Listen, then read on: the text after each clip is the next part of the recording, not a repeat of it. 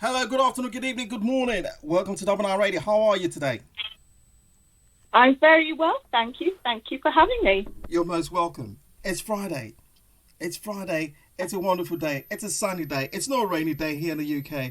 It's a bright day. And we have an amazing person on the show this afternoon, this evening, this morning, wherever you're listening in from on Double9Radio. I want to say a big thank you again for taking time out to come on the show. It's my pleasure. I've been listening to the tunes all afternoon. The sun's been streaming in through the window. It's been idyllic. Fantastic. But I'm sure my listeners are wondering, who's this lovely sounding lady with a soft-spoken voice, very respectful and humble? Can you tell us who do we have on the show this evening? Oh, gosh, that's really lovely. Thank you. Those of you who don't know me, my name is Sarah Eddo, and I'm a UK certified life coach, and I'm the founder of the Well Consultancy, which is a consultancy that goes into corporations and helps them to achieve peak wellness within their corporations for their employees.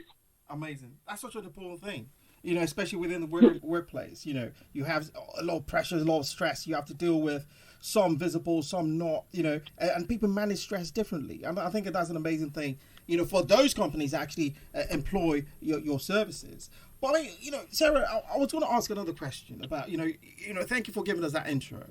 But, you know, you mentioned just before you went into your answers that for those who don't know you, but if anyone was to ask and say, who is Sarah Eddo, what would you say? Oh gosh. Well, I'd say that I think my first love is probably my children. I think most mothers would say that. And my second love is probably Lagos, Nigeria, which is where my heart resides. I'm British Nigerian, so I split my time between Lagos and London.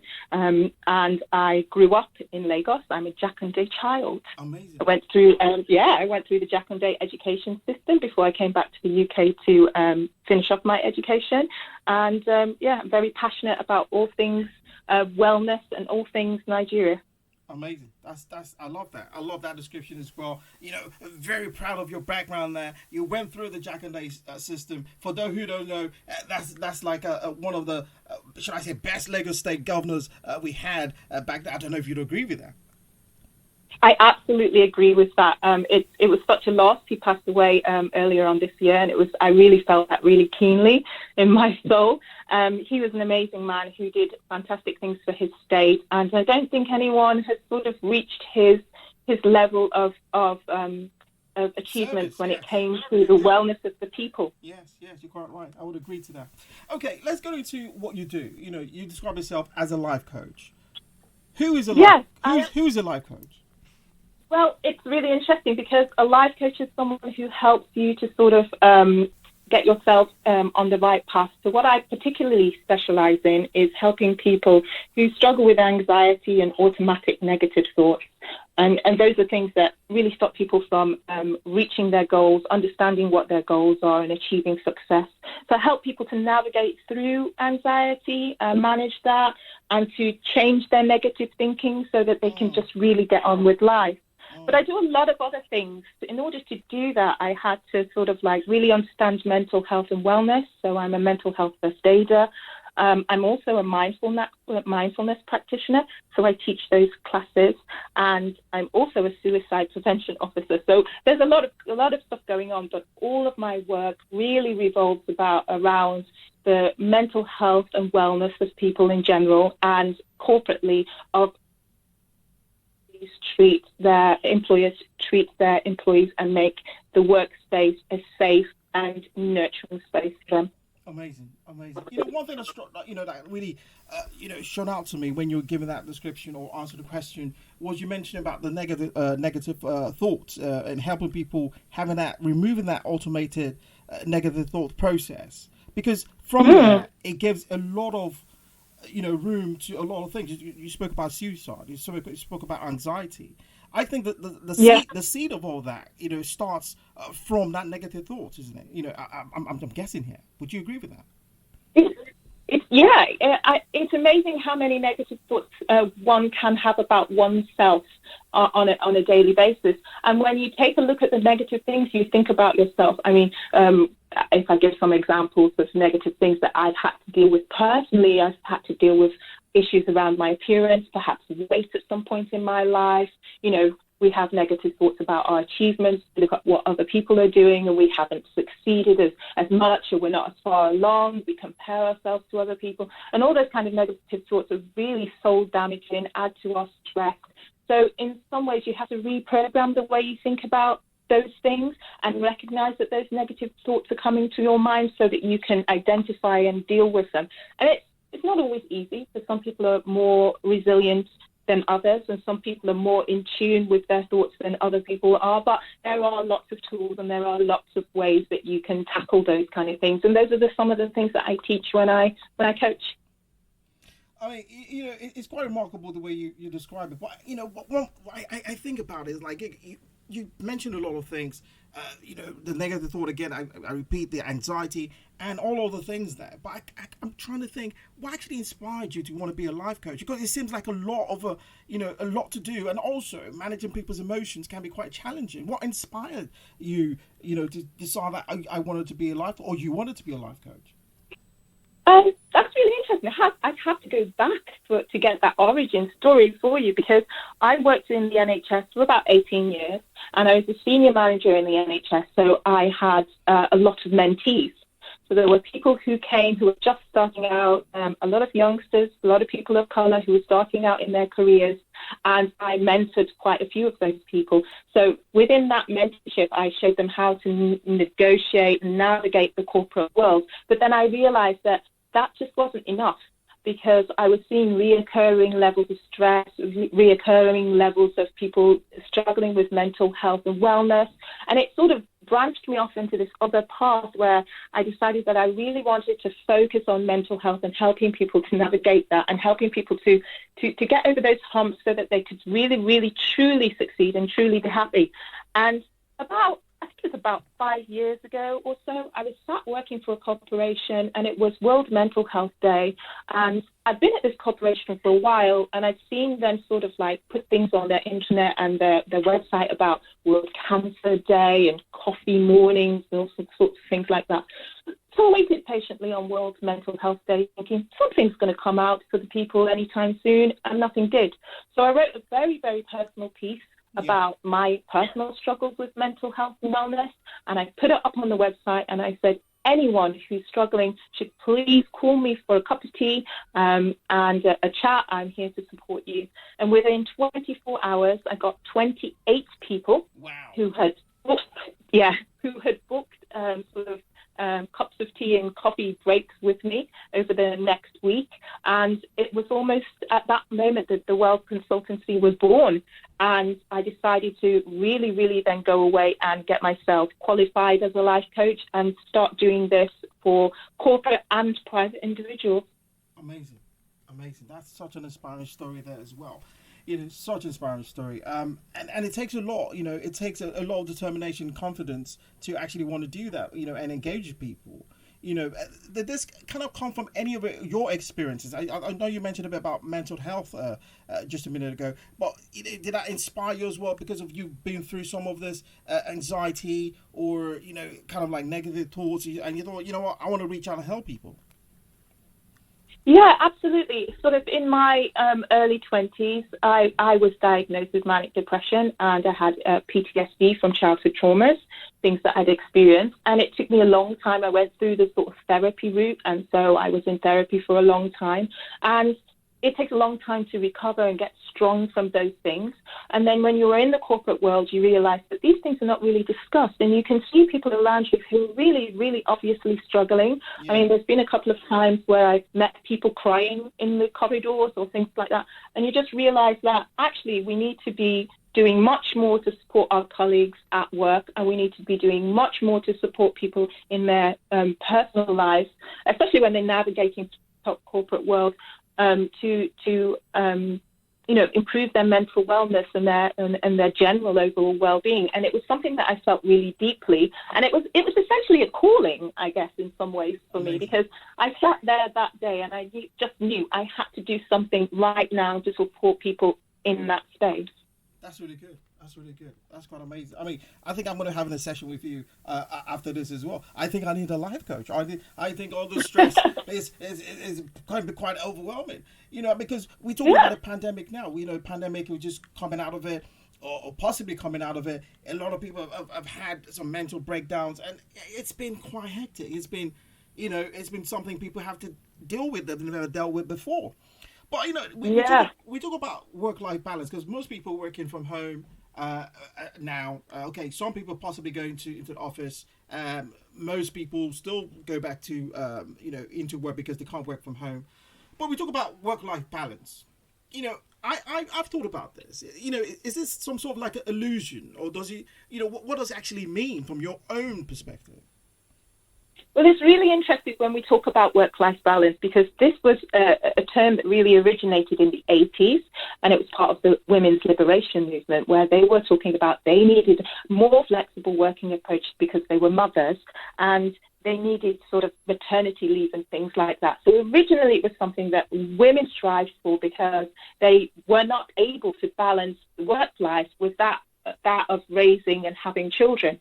And as time has gone by and we've become more conscious and more aware of mental health and people have started to speak up about health and wellness, we realize this just doesn't apply to women. But work-life balance is a concept that really describes the ideal situation with which we can split our time between work and between home life.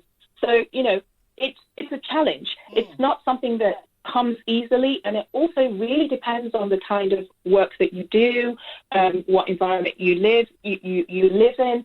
So basically, we need to know that we have enough time for work and we have enough time to give to family and friends and spirituality and personal growth and self-care and things like that. I mean, is that possible? I mean, how do people manage that? We talk. You mentioned about work, workplace, not trying to do a lot for the employees, recognizing when they're stressed, recognizing they need to contribute more into the well-being of their employees. But whose responsibility is it? When we talk about work-life balance, would that be more on the employer side or the employee? Who actually should be taking more responsibility when it comes to the work-life balance we talk about? Well, it's really interesting because I'd say responsibility, it belongs to the employers and the employees. An employee can't 100% provide for your work-life balance. It's just not possible. They are there to complete tasks and to make a profit. That's basically what practically every employer is doing, unless they're an NGO where you are then looking after other people.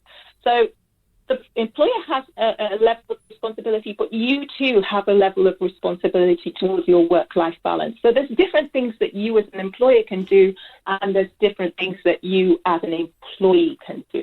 And both parties have to strive, and both parties have to work in unison to get a work-life balance for the employees. I mean, I hear you about, yes, the companies need to make profit. They need to ensure that business is running and not run out of loss as well. But a lot of employees kind of find it challenging, but especially now working from home during the pandemic.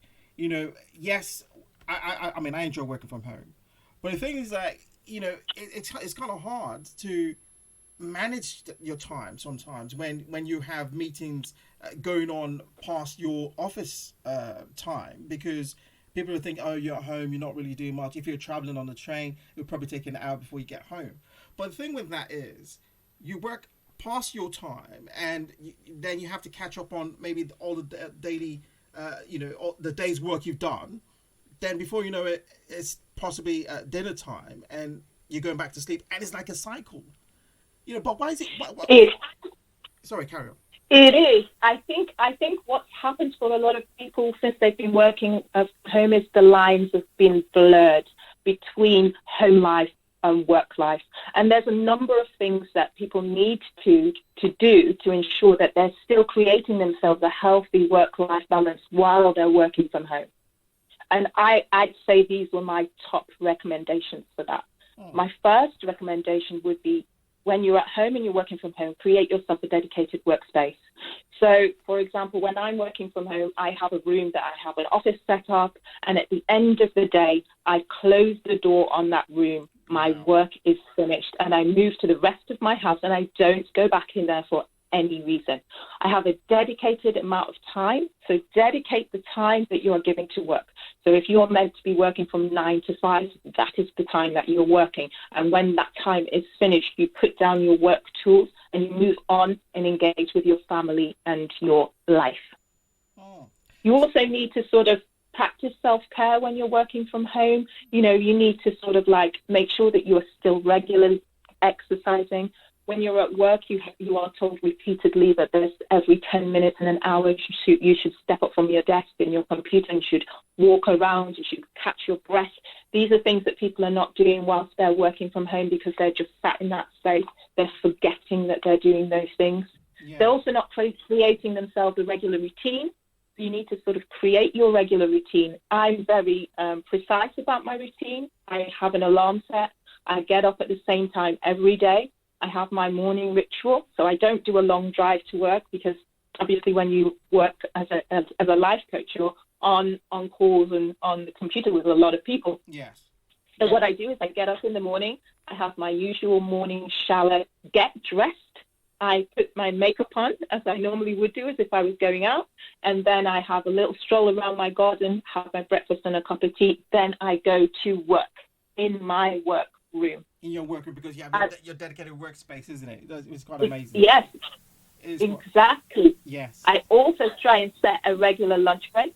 So I have a regular lunch break every single day. Whether I eat lunch or not, I step up at the same time from my computer. I leave my workspace and go to lunch, inverted commas, and move around a little bit, you know, sort of thing. So there are lots of sort of things that we can do to ensure that we are trying to have a healthy work-life balance when we're working from home. But we need to make sure that we really do practice all of these things. And I could give you a really, really long list of things that you should be doing for your work-life balance, but I'm not sure we've got all that much time to you never know. I mean, there's one thing I would like to say. You know, the people possibly listen to us this evening as well, thinking, oh, well, like work-life balance. Okay, Sarah, she's a life coach. I don't have any issues. I don't have any problems. Oh my gosh, I'm managing my work okay. But I mean, from your point of view as a life coach, why do you think it's so important to have that work-life balance? You know, have that, you know, how do you describe, have that workspace, your time to yourself and self-care? Because a lot of people will say, you know what, I start work at 9. Yes, I just get up at 8:45, roll out of bed, get a coffee, sit down there, and it's just a cycle. You know, but why is it important to have that dedicated workspace? Why is it important to have that time, dedicated time for work and self-care? From your perspective as a life coach, why is it so important? I think one of the biggest things that challenges us on a daily basis is stress. So if we are not looking after ourselves, if we're not practicing wellness activities, if we're not doing things that are, stimulating our minds and keeping our mental health, in a good state, then we are damaging ourselves. And working from home, the lines can easily be blurred. So in the last team group that I was working with, we had people who work a 9 to 5 who are still checking their emails at 9 p.m. You should be putting your children to bed at 9 p.m. or 8 p.m. You shouldn't be checking your emails. That's your personal time that you should be engaged with your family. So our relationships then suffer with our family and with our friends if we are always working outside of time and we don't have any sort of like present connections and present engagement with the people that are important to us. So it's really, really important to do that. If we're not practicing all this self-care, then we're wearing ourselves down, we are stressing ourselves out, we are always on the beck and call. Our sleep gets affected because we're always thinking about work, there's no boundaries. It's really, really important that we understand the importance of self-care and we practice it on a daily basis. Amazing. Okay, we're going to go for a short break, and when we come back, we're going to look at the consequences of not ensuring having a healthy work-life balance on the mental health, because I think that's quite important. We touched on that this afternoon. Stay locked on, stay locked in. So I'll be back on the other side. Trust me, you don't want to miss the other side of this one. I'm quite excited to find out more with our amazing life coach, Sarah Eddo.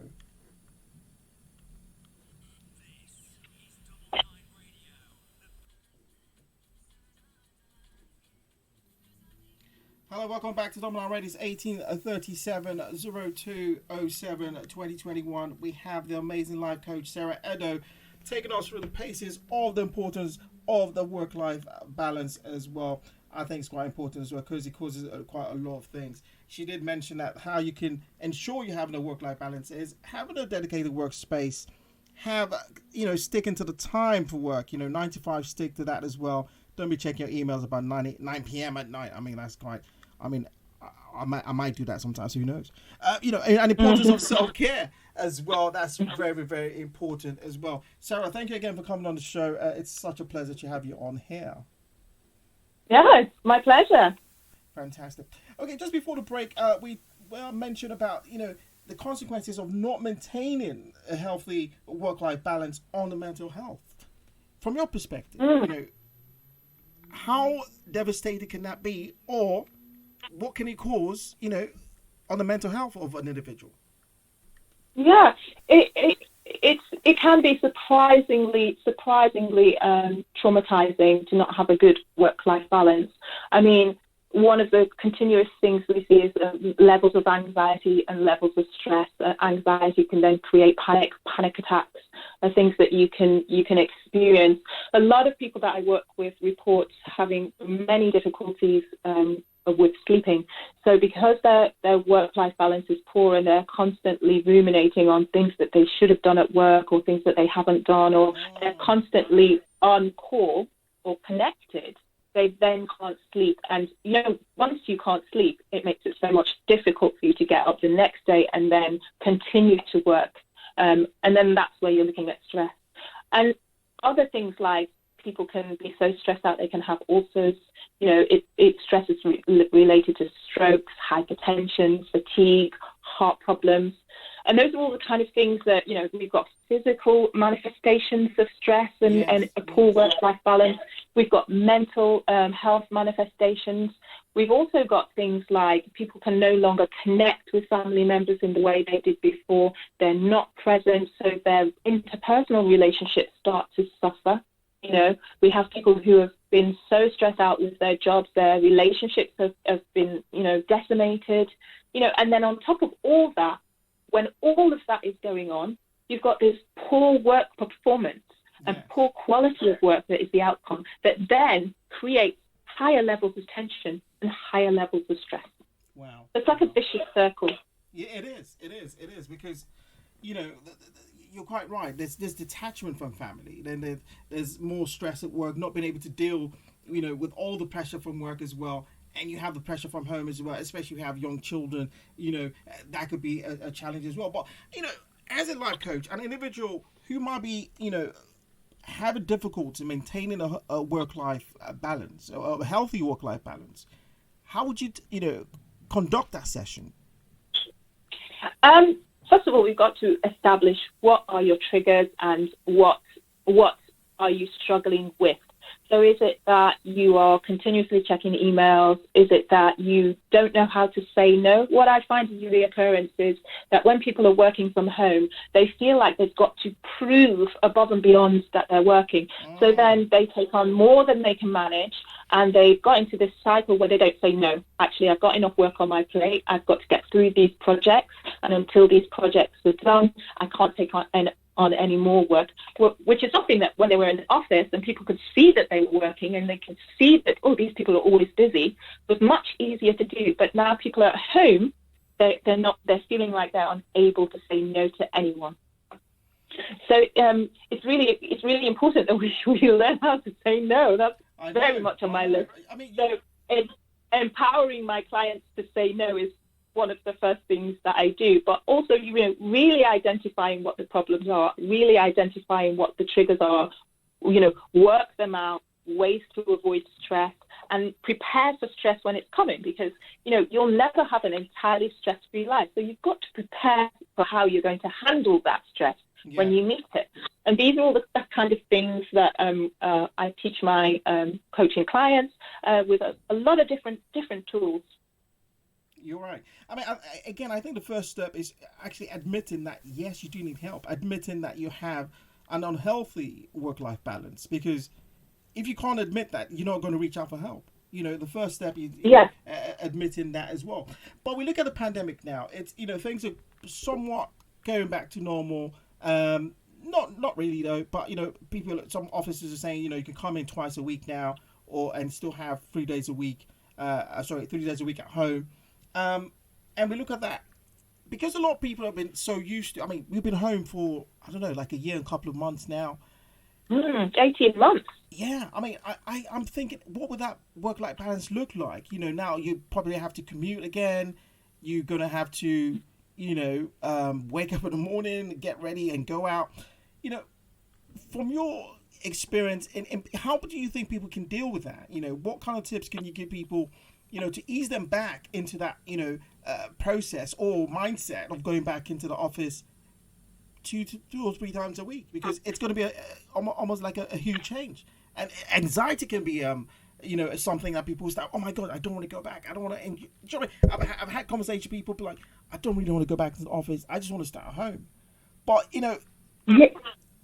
Yeah, I jump in here and say I recently did a survey for a company, and it was quite clear that 79% of the people who were working from home didn't want to come back into the office at all. They were happy working from home. They didn't see any reason why they should, because they were still producing their output. But there was another sort of like percentage, the rest of the people who really needed to. So we've got 2 camps. We've got a camp of people who are really happy working from home, and they have found some kind of work-life balance that they didn't before, because they've had their commute time back, because they're closer to their family and they've had more interaction. But then we've got a whole slew of people who've been isolated. They live alone. Their relationships at work with colleagues were really strong and sustained them, and they really want to go back. So we've got 2 camps of people that we're looking at. Now, when we look at the people who have got to go back, what I find with a lot of the employers that I'm talking to is that they are looking at hybrid sort of ways of working, because what the pandemic has shown us is that we all have to be on site and we all have to be there 9 to 5 is a fallacy. Yes. The job will get done if we are not there. There's been so many innovative ways to do work. The technology is just upped, and really, really, people have really embraced it. We've got Microsoft Teams, and we've got Zoom, and we've got calls. I mean, we're not even in the same space right now, and we're having a great conversation. I was technology for you. Yeah. People adapt, isn't it? Yeah, people have adapted, technology has adapted, and people have come out with new apps and all sorts of things to enable us to work remotely. So the first question is, for the employer, is do you really need to have everybody back? That's the first question. And once you've answered that, on what basis do you need to have people back? So when we're thinking about going back, we have to know that we've had some kind of voice with our employer, and our employer has heard our thoughts. So one of the things I recommend to people right now is, you need to speak to your employer. You need to hear what they're saying about returning to work and how valuable that is going to be to the company. And then negotiate. Always negotiate. You have a voice. Negotiate how many days you're going to go back. Negotiate what times you're going to back. Is it really, really necessary for you to be there? So negotiate is going to be the second thing. And then I would say that, it's really important to have that communication. It's also important to prepare, if you live with children and you live with a partner, to prepare them for your impending absence, because they've been around you all the time and they've had this access to you. So we now start having these conversations about mummy's going to be going back to work and you're going to be going back to the childminder and all of those kind of conversations. So you really have to look at going back to work in a 360 way and set up all of those support systems that you had before when you were working, on site. Set all of those things back up, and perhaps request a transition period. So perhaps if you are meant to be working 3 or 4 days a week, you start off working 2 days a week, and then for a couple of weeks to ease yourself back into it. And then a few weeks later, you start working the 4 days or the full 5 days. I mean, there are ways to approach this, and there are ways to negotiate and communicate with your employer. And I'd encourage everybody to do that. I agree. I couldn't agree more. the point you made about, the technology, allowing us to work and giving out the same quality, not even maybe even a better quality of work, while being at home as well. And you described the two camps as well. 79% saying that, I don't want to go back to the office. I'm possibly part of that 79% as well. Because I think, why go into the office? But the thing is, we mentioned about the negativity, about negative thoughts earlier on the show. I mean, is it normal to feel a bit worried, scared, or helpless, during this pandemic period? Because we need to be able to distinguish when, a negative thought can be overwhelming and starts being a seed or contributing to anxiety, mental health issues, but. From your perspective as a life coach, can it be a normal feeling to feel a bit worried, scared, or helpless sometimes? Absolutely. It's absolutely. A pandemic in our lifetime is something that we haven't really experienced, certainly here in the UK. And so it's the dreaded unknown. And the nature of this pandemic is you could catch coronavirus just walking through the supermarket. So it's very worrying. A lot of people, it's all about your resilience, about how much of it you take on. But everybody has been worried about the pandemic. And then you add to that the sort of alarmist news, all the fake theories, the fake news, and the constant conversations about COVID. It's almost like if you're online if you've got the TV on or you've got the radio on, there's literally no escape from it. So, it's very natural to be worried about it. When you've got a problem is when that worrying and those negative thoughts are taking over your absolute life and they're stopping you from engaging or participating in other things and blocking your ability to perform tasks or things like that. So a little bit of worry is healthy because it keeps you on your toes and it stops you from taking unnecessary risks. But if you're finding that, it's all you can think about and it's stopping you from engaging or doing other things, then my suggestion would really be seek help. Yeah, you're right. I mean, you mentioned about the fake news there. The fake news there would help in at all. I don't want to be repeating, some of these ridiculous things, that's out there, especially, with the vaccine as well. So magnetism stuff as well. It's like you're being injected with some metal. It's quite funny. These things people come up with as well. So yes, if you listen to us, as our life coach said, it's okay, it's normal to feel a bit worried, scared, or helpless. Everyone feels that, but when it becomes a bit overwhelming and takes over your life, then you need to ensure you seek help as well. But we talk about change and uncertainty, again, because you mentioned, we go to the supermarket, it's like, oh my gosh, what's happening? Everyone has to wear a mask now. There's this, social distancing in place. How do we deal with that? How do individuals deal with that, process? Because a lot of people, see, what I think is, a lot of people see this. Okay, yeah, we're wearing a mask. We're having 2 meters social distancing. We can't, there was a time you couldn't hug anyone, but you can. But how would you advise individuals, as a life coach, to say, dealing with the change and uncertainty of during the pandemic now, because it's going to be with us for a while? Yeah, it is. And it's been a lot. I think there's been so many confusing messages, not even from fake news sites. I mean, if we just look at what we are meant to be doing this week versus what we were meant to be doing a month ago, we're coming out of shutdown. We're not coming out of shutdown. We are, but not really. It's been confusing all round. So if you're having feelings of confusion, you're not alone. And because you have feelings of confusion doesn't mean you're wrong. There are so many of us that are confused, myself included. Sometimes when I listen to the news or I listen to Boris, I'm not sure what's going on. So you have to sort of like understand that you have to accept that these are confusing times. They really are. And a pandemic is not something that we may ever see in our lifetime again. And I think one of the most important things is if we are feeling confused and we are feeling really worried, that we should talk to someone. Talk to members of your family, someone else's measured perspective. If you can't talk to someone, there are lots of resources that you can turn to. There's Mind, the NHS website. There's Mind.org is a really great resource. The Samaritans, you can talk to them if you're really feeling confused. You can go ahead and get yourself a life coach. there's lots of different things that you can do, that you can engage with other people to help you navigate your confusion, to help you navigate your worry. I think one of the things that I would advise people is just don't struggle on and suffer alone. Amazing. That's really important. Because a lot of people hide the feelings. You know, especially men. You know, a lot of men want to be macho. You know, we want to be, you know, man up as well. But if you need help, reach out. You know. You can hear a life coach on the show this evening. She's very approachable, very, you know, amazing to talk to as well, and she can definitely help you as well. We'll be giving out details on how to engage with her if you wanted to as well. I want to say thank you to everyone who's sending questions in. We will be answering questions before the end of the show. The phone lines are open. It's 074 956 36899. If you're calling from out of the UK, it's +4474 956 36899. You can call direct or via WhatsApp as well. So we're talking about work-life balance. Do you actually, is it achievable? You know, is it achievable by anyone and everyone? Well, this is really interesting. I'm going to tell you a little story about work-life balance that I had many years ago. And I was working for the NHS, and I had a director when I was doing her appraisal. Sorry about that. You break it up. Can you hear me? Oh, we just lost connection. Okay. Okay.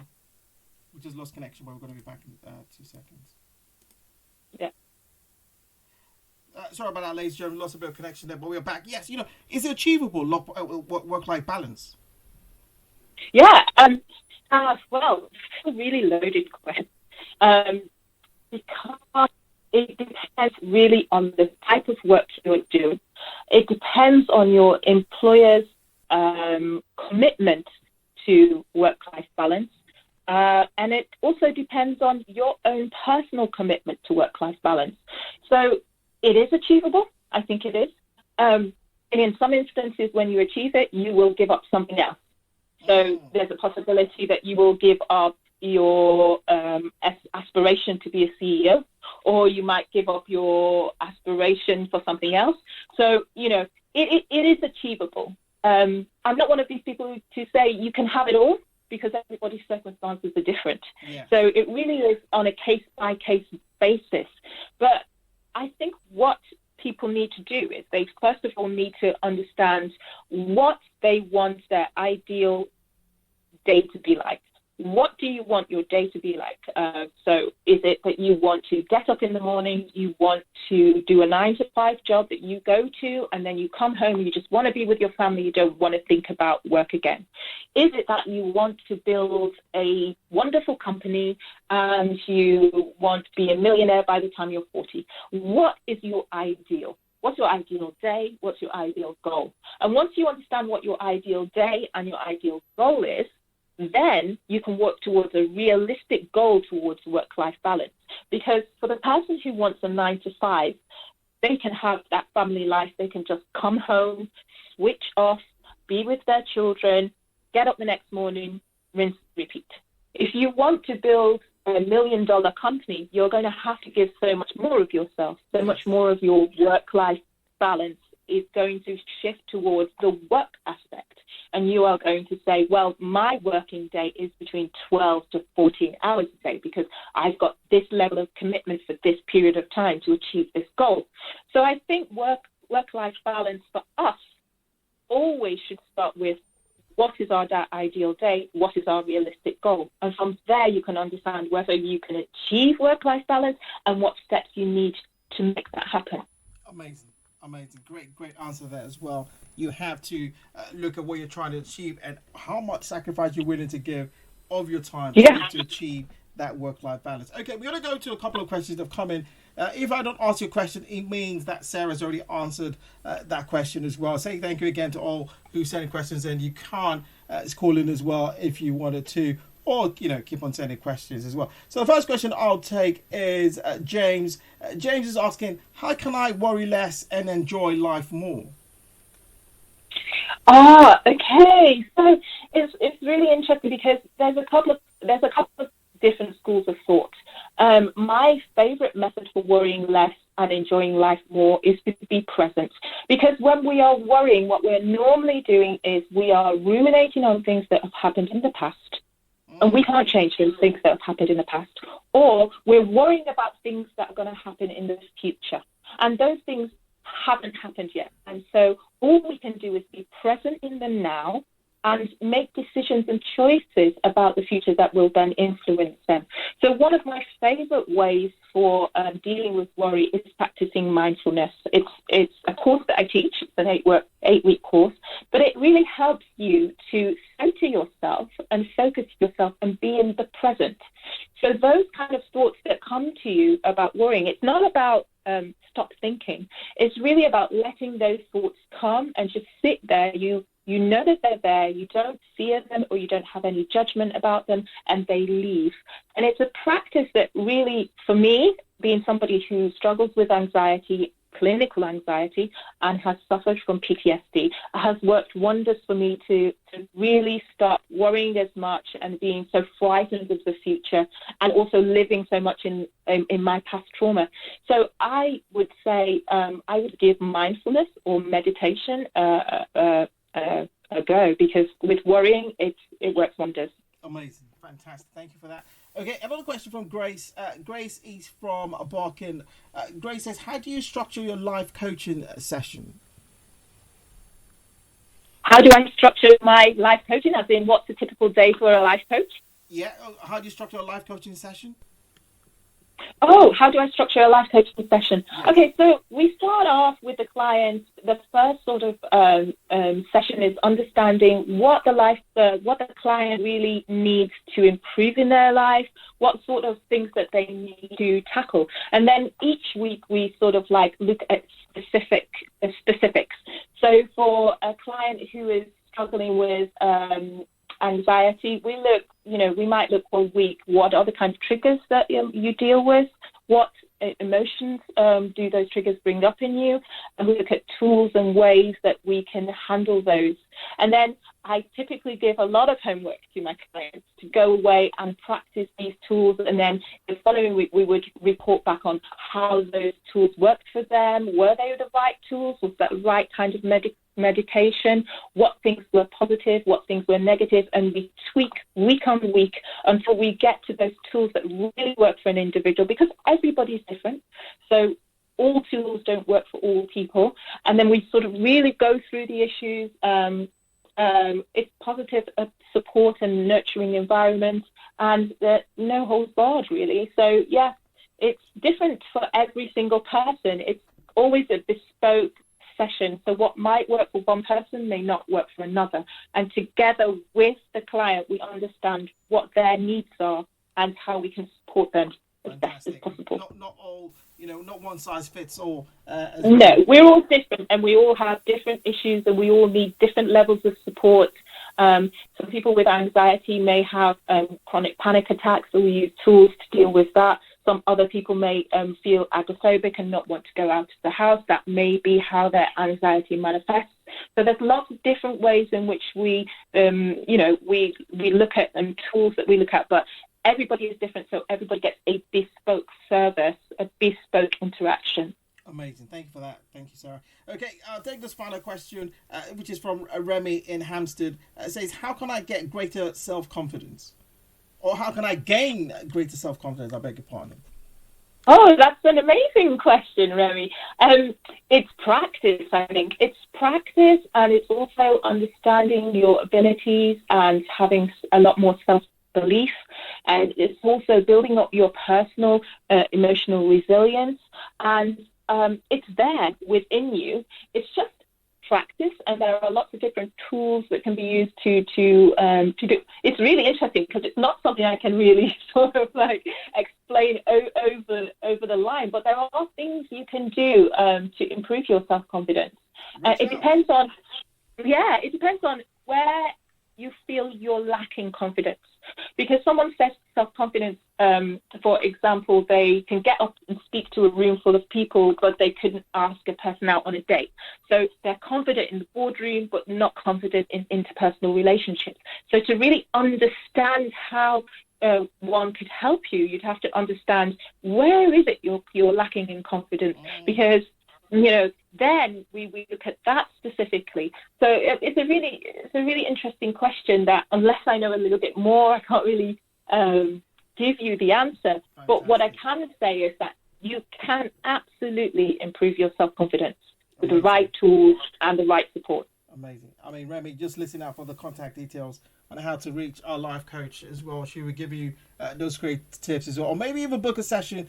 Who knows? Okay, so tell us, some couple of tips, to have a work-life balance. I know you mentioned the workspace, keeping to time as well, and self-care. Any additional tips you think which people can take away from the show this evening? Yeah, absolutely.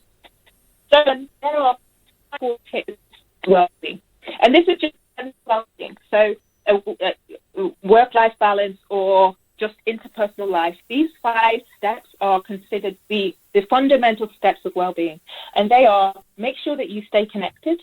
So you stay connected to family, friends, colleagues. You offer support and you receive support from those people, and you engage. You go out and do things with people. You have conversations. Be active. So make sure that you take care of your physical health, because that's really, really important. Be present, as we've just discussed. So if you're not worrying about the past and ruminating about the future, you're in the present moment, where the present moment is the only moment where you can do something about work-life balance, do something about family, do something about any problems or any issues that you have. And the present is the only time you can enjoy it, because you're in it. Every minute that you're alive is the present. It's not the future. It's not the past. So the most powerful time you have to do anything is now. Amazing. Make sure that you keep learning. Yeah. Make sure that you keep learning. Because when you keep learning, you learn something new. It increases your confidence, and it gives you a sense of self-accomplishment. And then the other thing is give and practice gratitude. Be grateful for all the things that you do have in your life. The fact that you have a job at the end of the pandemic, the fact that you have family, the fact that you are working from home. Be thankful for all of those things. And I think in some ways, when we talk about work-life balance, we have to ask ourselves, does work-life balance, is that the end goal, or is the end goal fulfillment? So we have to ask ourselves those kind of questions, because I think when we get work-life balance, we then have to say, are we fulfilled? Wow. That's such an amazing thing you said there. You have to ensure you're fulfilled, because it's very important to marry those two together as well. Sarah, I've learned so much from you this evening. I am so happy to have had you on the show this evening as well. If anyone wanted to reach out to you and maybe even have a conversation, maybe they want to find out more about life coaching, how can I reach you? Mm-hmm. Yes, well, I do 30-minute free sessions with people, because they are sort of my kick-off sessions. I never take a client until I've had that interim conversation. So people are very free to book a free 30-minute session with me, so a consultation session, as it were. And they can reach me at Sarah Eddo at thewell-consultancy.com, or they can pop over to Instagram and look me up. It's Sarah_Eddo on Instagram, and send me a DM. Those are probably the 2 best ways to get hold of me. So yeah, do that. Fantastic. I await your DMs. Yes, get in there. The DMs are open. Don't be scared. The DMs are open, darling. They're open. And don't be scared. Don't think too much. Just do it. Just take that step as well. Just have a conversation as well. Okay, so I always ask this, this question, from my guests as well. I want to answer. We're going to fact check this as well. Can you tell us a fun fact that no one knows about you live on Double9Radio this evening? Okay, a fun fact that no one knows about me. I can check this. I want to check this just to make sure. You can check it. Okay. You can check it. I represented Miss Nigeria in the International Curve pageant in 2015. Wow. And I came, second runner-up overall, so I have a crown. Amazing. And I also, so I have a secret life as a pageant queen. Amazing. Look at that. She's not only a life coach, but she's a beautiful queen as well. Wow. And she's so proud of her background as well. Amazing. Sarah, it's been amazing to have you on the show this evening. Yeah, she does represent the motherland as well. Amazing as well. Sarah, I've had such a great time on the show with you this evening. I can't wait to have you back. Or maybe, because we always have our sessions on Sunday where we talk about things around mental health, domestic violence and things like that. Possibly I will get you to be, on the panel when we do have a show regarding that as well, because I think that's quite important, for that audience to listen to you as well, because I think today has been quite amazing. I've learned so much, and I think I'll leave a life coach as well. I might take an offer of that 30-minute free session. You never know. I might be in your DMs before you can say DM. Double9, you're most welcome. Be in there. Fantastic. Let's have a chat. Sarah, it's been amazing. Do you have any words to say to our listeners before we say good night or good evening or good morning to you this evening? I would just say to you, if you are struggling, don't struggle alone. Do seek help. And you're probably doing better than you think you are. Amazing. It's been a global pandemic. Don't be too hard on yourself. Don't be too hard on yourself. That's a very powerful word there. Don't be too hard on yourself, and remove those negative thoughts as well. Everyone feels a bit scared and uneasy sometimes. So it's not just you. But reach out to our life coach, Sarah Eddo, who's willing and able to help you, address those demons you might be facing. Sarah, it's been amazing. It's been wonderful. I want to say a big thank you again. Have a fantastic weekend. And maybe England can win tomorrow. Who knows? Yay! Have a good evening, Sarah. Speak to you soon. Thanks so much. Bye, everybody.